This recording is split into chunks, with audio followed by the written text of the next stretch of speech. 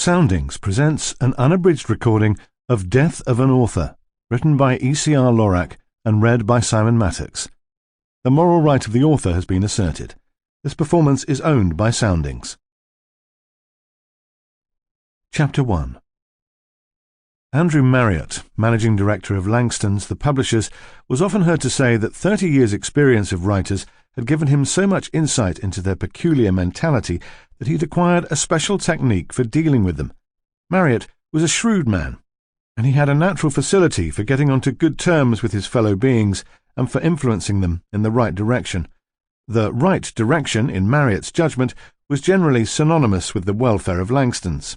But then an author's prosperity was bound up with the prosperity of his publisher, so business and magnanimity could be happily combined in easing their association.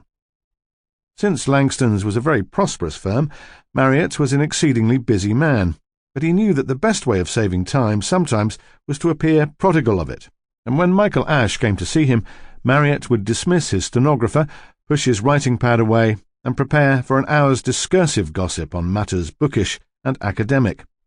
Ash was a celebrity by now. Although his published novels only reached half a dozen, they were regarded as the best things of their type since Conrad. And they sold. Dear me, how they did sell. A little paper slip detailing sales for the past month was tucked under the blotter on Marriott's table, and the geniality with which he listened to Ash criticising some of his contemporaries was not a little inspired by those surprising figures on the hidden slip.